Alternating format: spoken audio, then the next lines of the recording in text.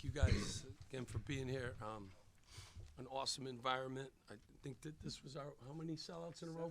77 sellout in a row. If you told me that a few years back, I would never believe it, but I'm thankful for all the people that worked to make it a sellout too. We got great fans. We got season ticket holders. Students were awesome. A great game. That they're very talented. I was afraid of them offensively, as you guys could see. We didn't do a great job on that end of the floor, but we did enough. We play with great energy. These guys are getting better. And so we'll just keep plugging away, one game at a time. And it's nice to be home. And now we're on the road. Michigan, one of the best teams in the league, playing for the second time. Questions? Steve, you had said that sharing the ball is a priority for these guys. What do you think about the way they shared the ball, and how did that enable the 95-point outburst? You know, Dylan, too, when he gets 9 assists and everything, and they played him a different way. It's one of the hard parts of our league is we don't play teams twice, so you can make adjustments the second time. We only play teams once, so every game is a little bit different how they attack, us. But I thought we did a really good job of sharing the ball at the end and, getting it to the right people. And I thought Lathan Somerville in the second half, after foul trouble, really managed his way around. I think Bryce was awesome today, gave us great energy. And Jamichael always does what he does, and we made a ton of free throws, too, down the stretch. So sharing the ball, making free throws makes your life a little bit easier. After the dunk in the second half, the huge dunk in the second half, the broadcast zoomed automatically to Tracy McGrady. His face was in utter disbelief. This season you've been mentioned by a lot of greats, and including LeBron James. Just for you at this young age, in this stage of your career, how impactful is that to have, such an impact on the basketball world? I mean, it's obviously a blessing just because, growing up, watching all those greats, saying my name, shouting me out, stuff like that, it's amazing. But, I just go out there one time a day, every day I just go out there, try to be my best. And, I'm just going to keep on working. The time going to come, Coach, I wanted to ask about the free throw shooting. Of course, 26 or 28 for the team today. Just really, really great stuff. Just how important was that, and how has he improved the free throw shooting, over the season overall? We shoot for a pretty good percentage. But have Jamichael eat for 8 down the stretch, really never let him, get an opportunity to come back. So, very important. And we're a good foul shooting group. We spent a lot of time on it. They take a lot of pride in it. And, we're much better on the road, too. So to be well, at home, which we haven't shot the ball as well from the free throw line at home for whatever reason. So tonight to be able to do that was great.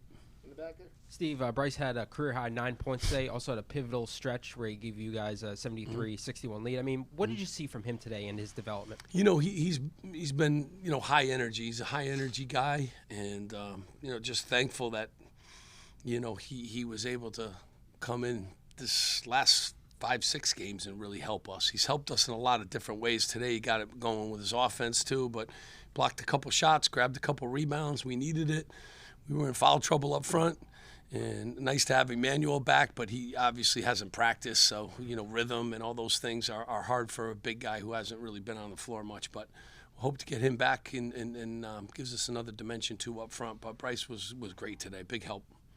Big help. Bring up Emmanuel. Just take us through how that happened, how he came back from a season-ending injury to be able to play now, and just. Yeah, well, he had the surgery, and he did a great job with rehab, and just thankful, and hopefully he feels good tomorrow, because that'll be a key thing for us. But hasn't really practiced much, and they gave him clearance the other day, said he wanted to try it, so got him in there, and we'll see where it leads. Has he practiced at all, or has he practiced a little bit yesterday? Yes. Having the team back at full health, you guys practically punched your ticket to the Big Ten tournament tonight.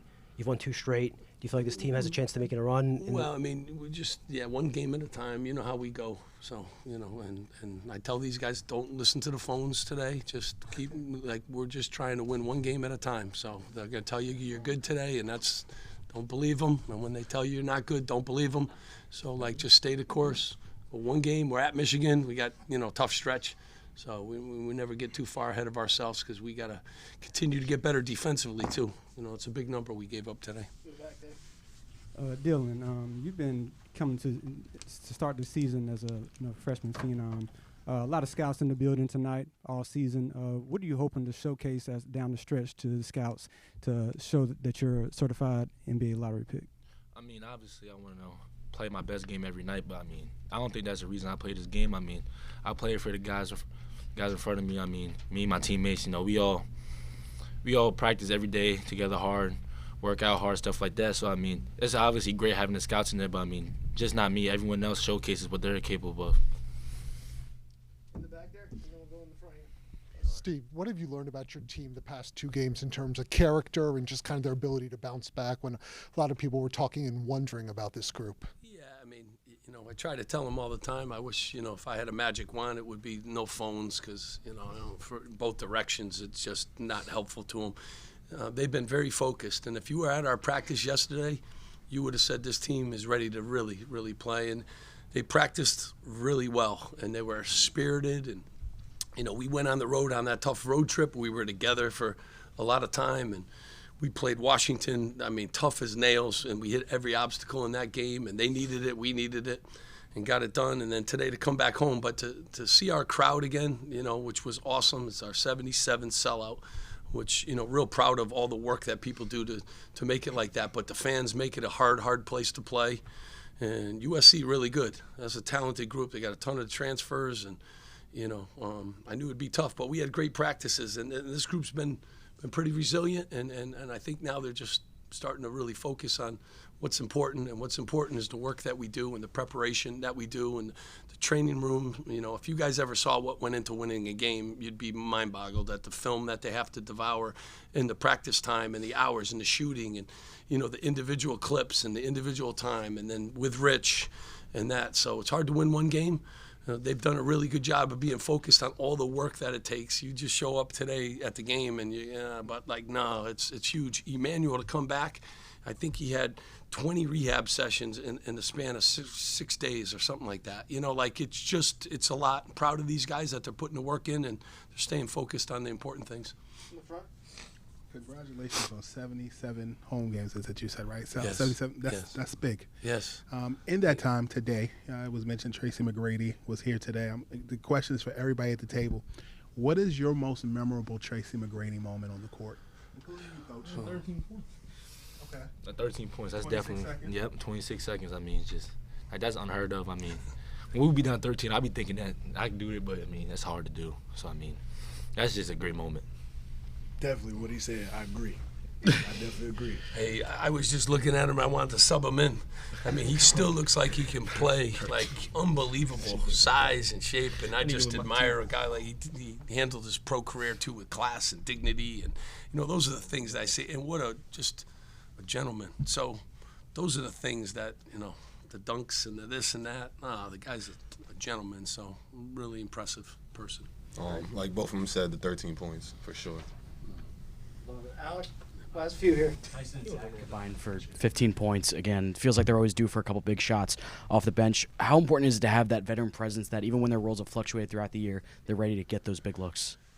Yeah, everybody, everybody important. They were able to wrestle some big rebounds too, Zach Martini, which helped us a great deal. But, Cuff can score the ball. He gives us a calmness too on the floor. Tip of the hat to him. He has a screw in his foot, and he could not practice or play. That was not too long ago.